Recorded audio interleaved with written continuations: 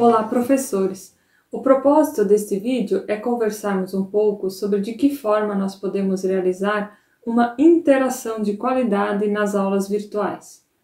Quando estamos na sala de aula tradicional, presencial, realizando a interação com os nossos alunos, fica muito fácil percebermos como está sendo a interação dos estudantes, porque neste ambiente é possível vermos de perto como está a qualidade da nossa interação com os estudantes. Quando se trata do ambiente virtual, é possível também nós percebermos a qualidade dessas interações, mas esta interação ela não está restrita somente ao nosso olhar. Basicamente, quando nós realizamos a interação com os estudantes, nós utilizamos 3 linguagens fundamentais nos ambientes virtuais: a linguagem escrita, a linguagem dos áudios e a linguagem do vídeo.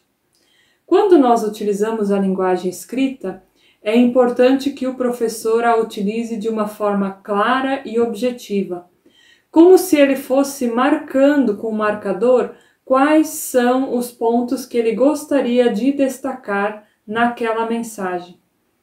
Professores que têm textos, exercícios, atividades organizados para a sala de aula presencial precisa ter muito cuidado para utilizar esses mesmos exercícios nas aulas virtuais. Por quê? Porque na aula virtual o professor não vai estar próximo para explicar as dúvidas que o estudante tem. Então, quando nós utilizamos uma linguagem escrita, nós precisamos grifar, destacar em negrito, sublinhar as ideias centrais para que o aluno tenha clareza do que nós estamos propondo. A segunda linguagem, que é a de áudio, é importante que o professor faça essa linguagem utilizando com muita calma e tranquilidade a entonação da sua voz. Ou seja, eu posso gravar um áudio onde eu vou explicando de forma calma, tranquila, pausada, a proposta daquela aula ou daquela interação que eu estou realizando com a minha turma. A forma de áudio ela é muito interessante para os alunos que são auditivos, porque facilita a comunicação do professor. A terceira linguagem sugerida é o vídeo. E o vídeo eu posso utilizar de 3 formas diferentes. Eu posso estar fazendo uma aula ao vivo, onde eu utilizo o vídeo para fazer a interação com os estudantes, explanar os conteúdos, debater as temáticas, lançar os desafios. Eu posso estar utilizando a linguagem de vídeo através do gravado, como eu estou fazendo aqui agora, onde o professor se grava e ele vai, através dessa gravação, deixar as orientações sobre um determinado conteúdo, uma determinada temática. Ou eu posso utilizar o vídeo, onde eu utilizo uma interface para fazer essa comunicação. Eu posso fazer uma busca de tela, uma interação com o slide ou mesmo uma outra tela interativa, né? A tela do próprio computador ou uma tela interativa onde eu vou fazendo as anotações e conversando com os estudantes.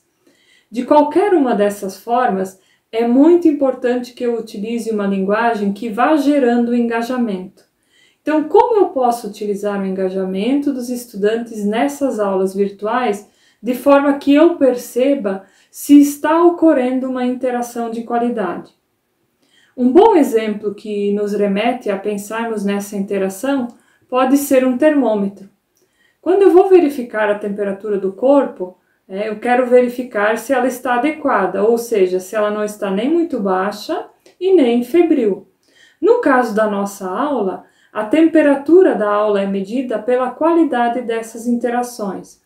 Ou seja, se eu tenho pouco engajamento dos alunos, eu não estou conseguindo a interação necessária. Se eu tenho reclamações ou um estado febril daquela aula, eu também preciso ajustar essa comunicação.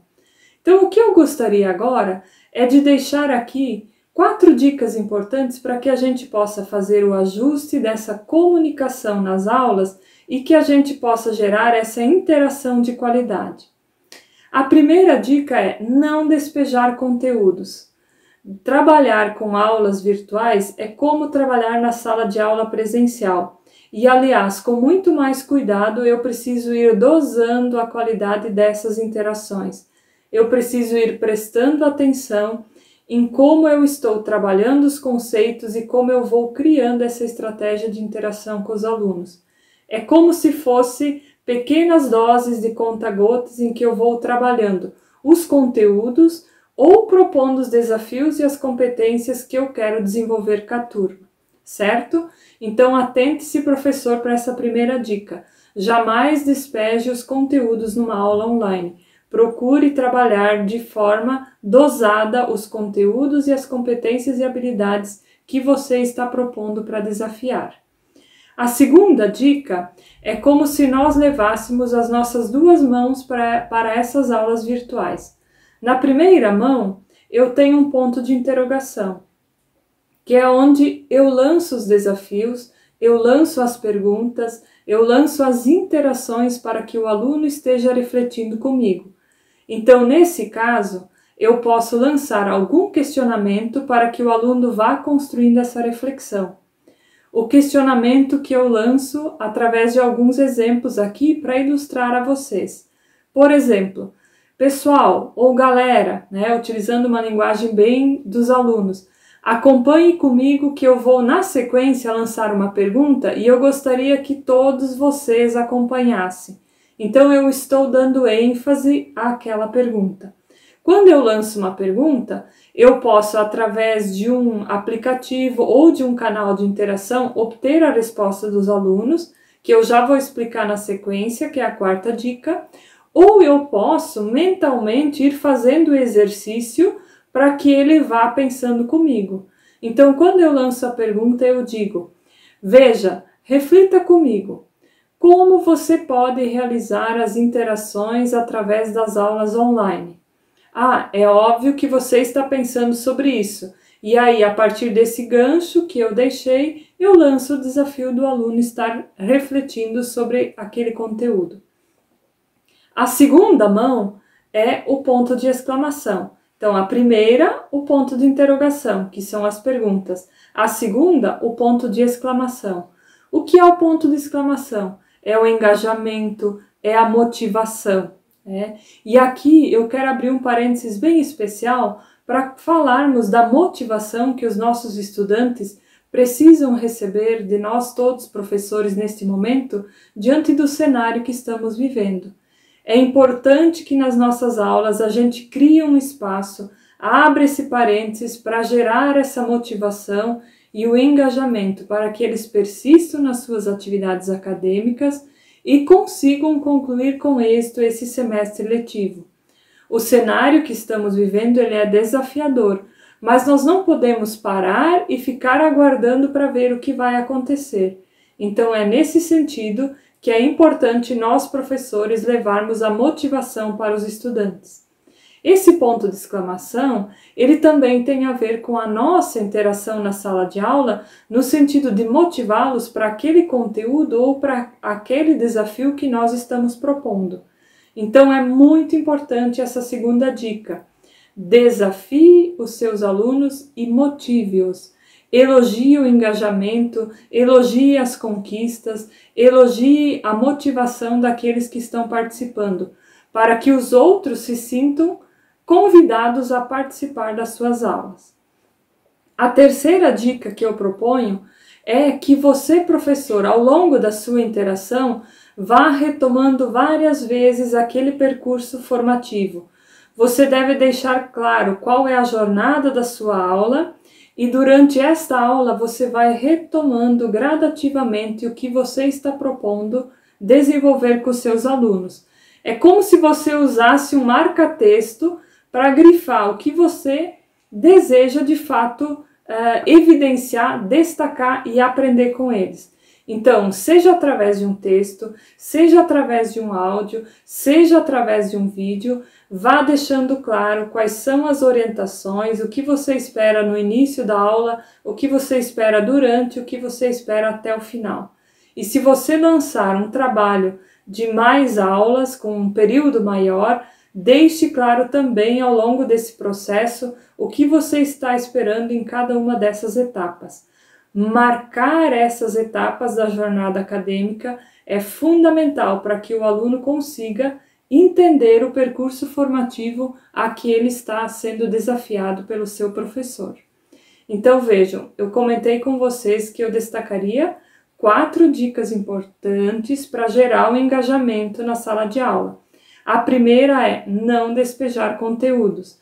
A segunda é você está levando as suas 2 mãos. Numa, o ponto de interrogação, na outra, o ponto de exclamação.